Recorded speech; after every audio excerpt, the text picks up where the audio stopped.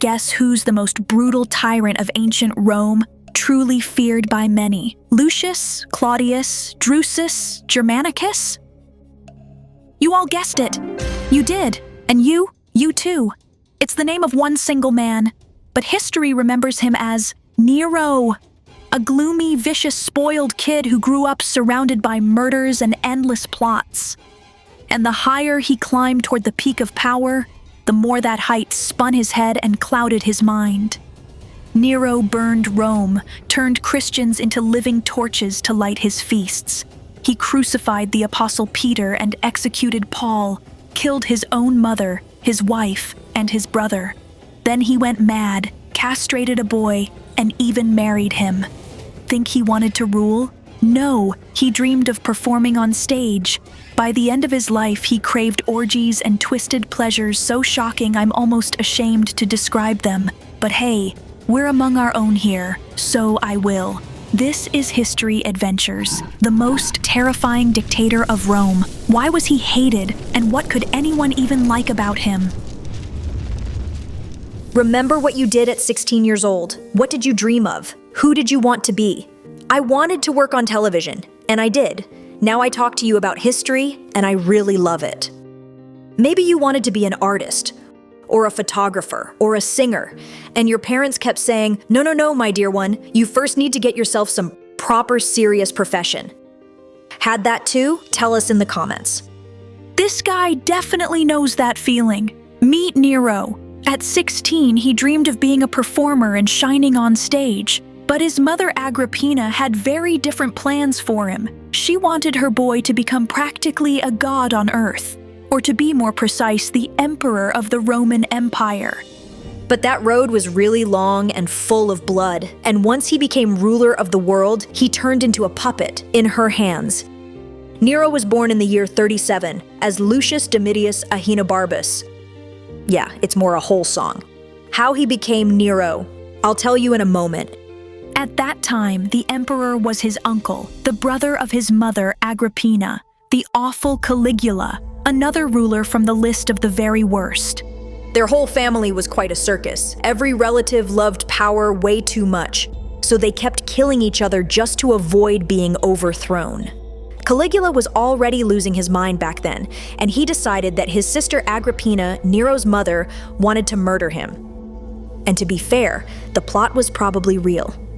Caligula took all her property away and exiled her to a tiny island. Little Nero was left at the court, the boy was doomed, and only a miracle could save him. And a miracle did happen. The elite Praetorian Guard. Sounds impressive, right? The Praetorian Guard.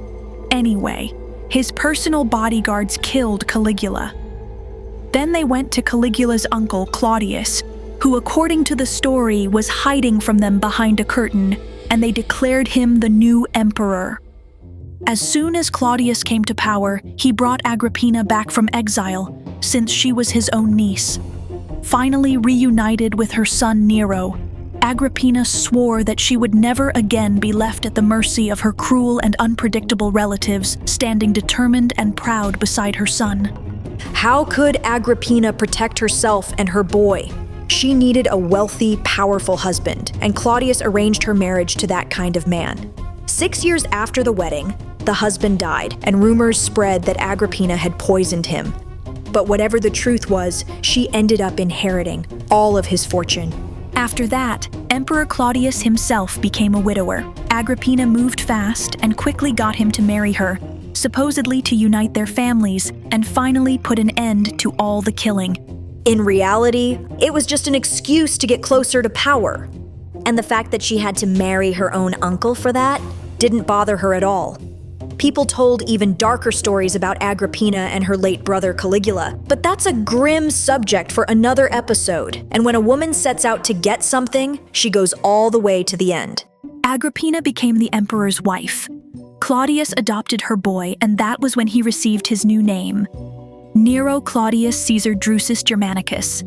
His mother demanded that he be made co-heir to the throne, equal to Claudius's biological son, Britannicus.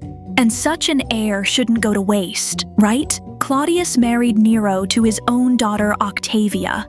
Yes, legally Nero and Octavia were brother and sister, but biologically they had completely different parents.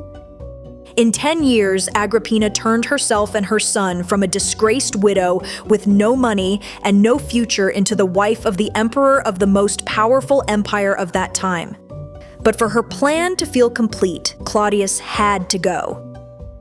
And 1 year after Nero's wedding, the emperor suddenly died. Many people of that time were quite sure that Agrippina bribed the emperor's taster and gave him a plate of poisoned mushrooms. Although it's also possible he just died from plain old age. What mattered most was that control over the empire passed to Claudius's heirs, his adopted son Nero and his real son Britannicus. Britannicus was 3 years younger. That's how it should have been, but Agrippina presented Nero as the only rightful emperor. At only 16 years old, Nero became the sole ruler of the most powerful empire in the world. The whole empire ended up in the hands of a small child. But in truth, that power was nominal. All the important decisions were made by Agrippina herself. The boy did what he was told. I can't even imagine what Agrippina felt then. For this, she had likely killed her second husband, the consul. She had manipulated and had possibly killed her third husband, her own uncle and the emperor. And now, her dear little son was on the throne. In a way, it was like she herself was ruling. But her joy didn't last for long. Young Nero at first accepted her control calmly, but Agrippina, like an overprotective mother, began to interfere in her son's private life. In matters of state, he was still willing to listen to her a little, but in his personal life, absolutely not. By the age of 18, he was already openly standing against her. They quarreled because of the ruler's beloved, a former slave whom Agrippina demanded be sent out of Rome. Nero refused and stomped his feet. Agrippina went back to her favorite pastime, weaving intrigues. She decided to declare Britannicus the rightful emperor, but her plan failed. Nero poisoned his half-brother. After that, Nero turned on his mother, accused her of slander, and drove her out of the palace, stripping her of all honors and all her guards. When Agrippina tried to stop him, Nero threatened that he would give up his rule entirely and go chill on Rhodes instead. And for the first time, the mother obeyed her son. Emperor Nero became the full ruler, not a tool in her hands. But that didn't last. Soon, our glorious Mother of the Year teamed up with yet another well-known relative in a new attempt to overthrow her own son. Ooh, Nero found out about it and decided it was finally time to finish her off. And guess how many tries it took him? Guys, it took 7. The woman was unbelievably hard to kill. Though, to be fair, there might have been even more attempts. We just don't know about them. First, Nero tried 3 times to poison his mother, but then found out she was taking antidotes. After that, he sent in his own agent to stab her, but the whole thing fell apart. He even seems to have tried to drop the ceiling and the walls of her room while she slept. But Agrippina still didn't die, so he came up with what was likely his grandest way to kill her. I'm honestly stunned by this story.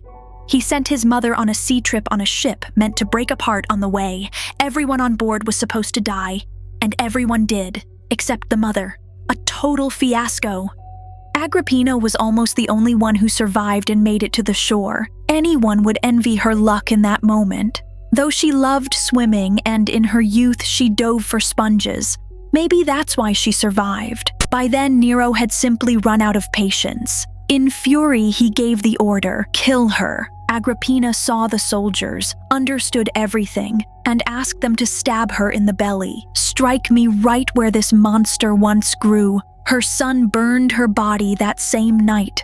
The news spread everywhere immediately. Nero muttered that it had been a suicide. No one in Rome had any real illusions. The young emperor broke the greatest taboo imaginable. Killing a relative was one thing. It happened sometimes. But killing your own mother? Claudius's advisors were wrong. Nero wasn't another Caligula. He was something far, far worse indeed.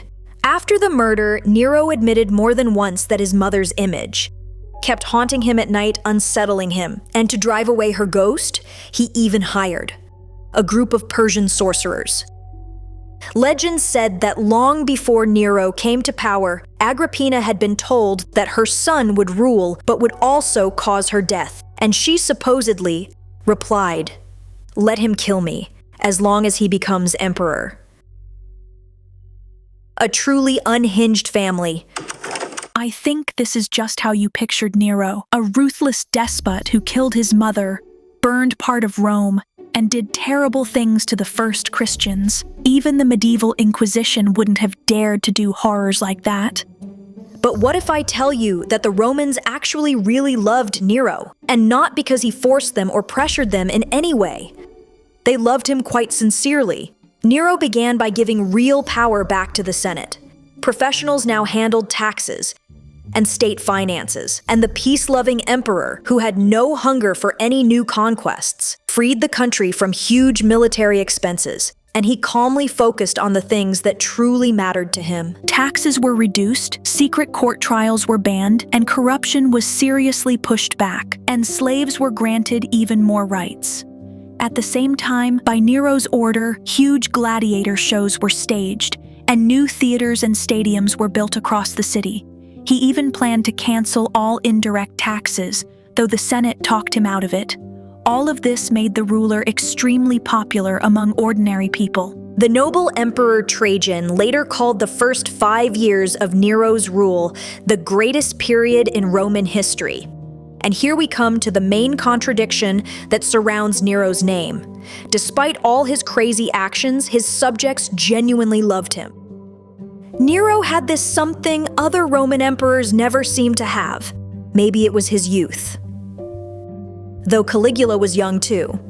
But that whole perfect picture still had one tiny little flaw in it. You remember who Nero dreamed of being, right? He wanted to perform on stage. That was treated almost on the same level as sex work.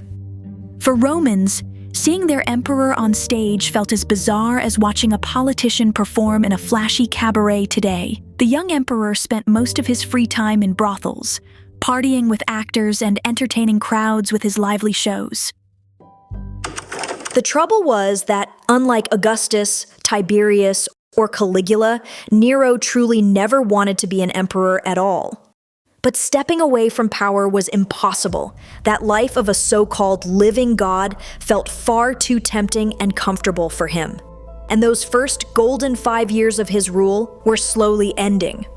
If Rome had still been a republic, Nero simply wouldn't have been chosen to rule again.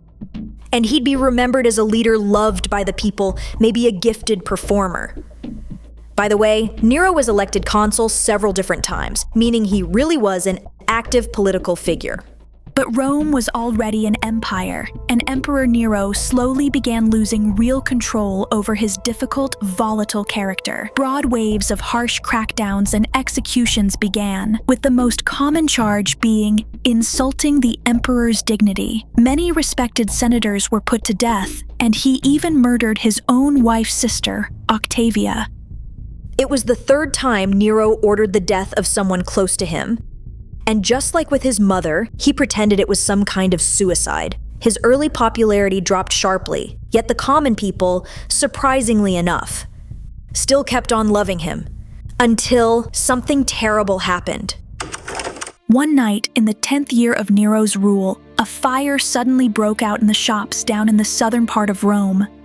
The houses were all wooden and packed tightly together, so they lit up like matches, and the flames spread faster than anyone could possibly fight them. By morning, most of the city was already swallowed by fire. People tried desperately to hold it back, using every tool they had, and almost no one slept at all. The blaze kept spreading farther, burning through the first day, the second, the third, and no one could stop it. Only after nearly a full week did they finally manage to bring the fire to an end. A huge part of the capital burned straight to the ground, and the strange thing is, we still don't know what truly caused the Great Fire of Rome, and what was Emperor Nero doing while the flames were tearing apart the eternal city? Watching the blaze, playing his lyre, and reciting a poem about the fall of Troy. You've surely heard that story, but it's a complete fake. That myth was written by Suetonius, a historian who lived long after Nero's rule. But the historian Tacitus actually witnessed those events himself, though he was still very young then. He wrote that Nero rushed back to Rome and paid from his own pocket to organize rescue teams for the city and its people. He even let those who had lost their homes stay in the imperial palace. So where did the story come from that Nero enjoyed the fire and even arranged it himself? Let's sort it out. As soon as the flames finally died, Nero promised to rebuild Rome even more grand and impressive than before. And in many ways, he truly did succeed. He designed a new city with streets wide enough to help prevent any future fires. But Nero also decided to build a massive palace on the ruins, the biggest one ever seen in Europe. A whole palace, and a giant golden statue of himself, the colossal Nero. For the Roman public already turned against their emperor, that was way too much. Rumors started spreading that he burned the city on purpose just to put up his ridiculous palace. The economy went into a tailspin. The massive fire wiped out a huge part of Rome, and rebuilding the city demanded enormous resources. Those had to be pulled, of course, from the provinces. And the locals were far from happy about it. And Nero pushed ahead with building his gigantic new palace, which drained the treasury even further. And it seemed like things just couldn't get any worse. But right then, a plague swept across Italy. Tens of thousands of people died. And what did that mean? The number of taxpayers suddenly dropped. Rebellions began breaking out one after another in different corners of the empire, from Britain all the way to Judea, which meant the army suddenly needed even more urgent funding. In a panic, Nero decided he desperately needed someone to blame, and he chose a Jewish sect known as the Christians as the perfect scapegoats. At that time, the Christians of Rome were a tiny cult made up mostly of refugees, non-citizens, and recent immigrants. Unlike some myths about Nero, the stories of how he tortured Christians are, sadly, most likely true. Christians were actually torn apart by wild animals. Some historians say Nero burned them alive, and their bodies lit up his garden parties. The Christians, I mean. Early followers of this faith came to hate the emperor, with some even believing he would rise after death as the Antichrist. And on top of that, it was under Nero, tradition says, that the Apostle Paul was beheaded and the Apostle Peter was crucified upside down. But it wasn't only the Christians who hated Nero's persecutions. The brutal tortures were too harsh even by ancient Rome's standards. People started whispering that things were slipping out of control, and maybe it was time to finally get rid of their completely unhinged emperor. Soon, a conspiracy formed. At the very last moment, the plot was uncovered. Nero erupted in anger. Half were killed instantly, and then more executions followed. At one point, Nero quarreled with his new wife, Poppaea Sabina, and in a wild fit of uncontrollable rage, beat his pregnant wife to death. After this brutal double killing, the emperor completely lost his mind for real. He ordered her body to be carefully embalmed and placed in a grand mausoleum so he could visit her whenever he wished. Even stranger, sometime later, Nero came across a 13-year-old boy from Pontus and suddenly thought, my goodness, he looks so lovely, almost exactly like my Poppaea. Boy, come here. And do you know what Nero did after that? He decided to turn the boy into a woman. The child was castrated, and the imperator married him, following all the wedding customs, and called the boy by the name of his killed wife. Nero was getting less and less interested in running the state, so he decided to take a break and went on a tour through the eastern provinces of Rome. And you know what? They welcomed him there not as a madman or a tyrant, but as a real celebrity. The emperor wanted to thank the Greeks for their warm reception. He could have just said, "Drinks for everyone, on me." But no, he freed Greece from paying taxes, and the Greeks were thrilled. And how do you think the rest of the empire reacted? Naturally, his popularity in Greece went through the roof, while Rome's treasury lost a huge chunk of its income. And all this while, the economy was collapsing. Nero was so popular in Greece that he even took part in the Olympic Games himself. And of course, he won every chariot race he entered. For him, Being in the East felt like a rare kind of personal freedom. The emperor completely let himself go there, appearing on stage more and more often, even taking on female roles, considered the lowest point of dignity in those times. When he returned to Rome, the emperor who had freed Greece from taxes decided to raise the levies in Gaul, basically modern France. The governor who received that order was already stretched to the limit, barely managing. Tired of the constant tax increases in Gaul, he declared himself openly rebelling against the emperor. But then he pulled one clever trick. He announced his loyalty to a well-liked governor in Spain named Galba. The problem was that Galba wasn't rebelling at all and had no intention to. He immediately came out in support of Nero. But Nero's paranoia couldn't be stopped anymore. He declared both governors enemies of Rome. Realizing how doomed he now was, Galba ended up having to rebel anyway. Most likely, Galba was tempted by the idea of the imperial throne. Unfortunately for Nero, the popular governor Galba, who now led the revolt, turned out to be exactly the kind of news Rome had been waiting for. Once word spread about Galba's uprising, the Praetorian Guard, the emperor's own personal security, sided with the rebels. So did the Senate, and a huge part of the army, basically everyone. At night, Nero woke up and found his palace completely empty. That was the end. He fled to a country villa with a small group of loyal slaves. Soon, a courier came to the villa with news that the Senate had declared Nero an enemy of the people and planned to execute him publicly. Nero tried to take his own life but couldn't do it, and began begging one of his servants to stab him. The emperor heard the sound of hoofbeats and realized they were coming to arrest him. Nero pulled himself together and before dying gave us a couple of famous last lines, saying what a great artist was now dying, and then slit his own throat. The riders entered the villa and saw the emperor lying there covered in blood. He was still barely alive. One of them stepped closer and tried to stop the bleeding, or at least pretended to try. Nero's final words were, "Here it is, loyalty." He died later that same morning, hated and completely alone, outcast to all. He was only 30 years old. Nero's death echoed through the entire later history of the Roman state. A brand new precedent had been set. The next emperor didn't have to be the heir of the one before him.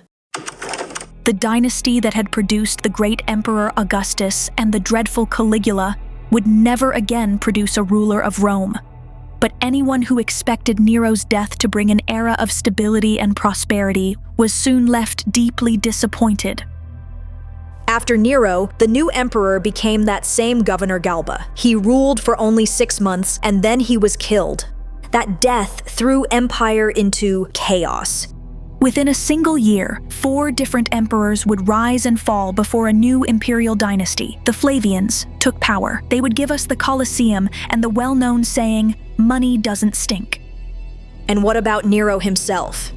80% of what we know about him comes from Roman historians Suetonius and Tacitus, and both of them were heavily biased against him. It's important to understand that Nero was the last member of the Julia-Claudian dynasty, and there had to be a reason given for why they shouldn't keep ruling anymore. So a lot of things were exaggerated. The story was made darker on purpose. All those details about him kicking his wife to death, that's a legend, meaning it can't really be proven or disproven. How would Suetonius even know something like that, considering he lived later and only wrote about it afterward? And I'm not even mentioning his supposed poetry reading during the fire, that, like I said, is pure fiction. Suetonius also writes in detail about Nero marrying that boy, and I put marriage in quotes, because Nero already had a wife then, and how much of it is true is unclear. In the same account, Suetonius even claims Nero once slept with his own mother. Modern historical research looks at information about Nero with a pretty critical eye. He definitely wasn't a model of virtue, but a lot of what's written about him is likely exaggerated. And of course, his image was also shaped by the Christian tradition, which held a grudge against him. There's an interesting pattern among Roman emperors. The ones who were overthrown usually went down in history loaded with vices. while those who died naturally and passed power to an heir ended up portrayed as almost benevolent rulers. Because history is written by the victors. If you overthrow the emperor, you need to show him as a villain, and if you're his successor, then you want him to look like a good man. Guys, we've got an interesting idea. Maybe we should launch a whole separate series about the toughest in the world. The most influential, the most despotic, and the most unforgettable, powerful rulers in all of history. If you're into the idea, let us know down in the comments. And if this episode reaches 1,000 likes, we'll make that new series happen for you. We'll be waiting for your comments and your reactions. This was History Adventures. I'm Alina. See you all next time.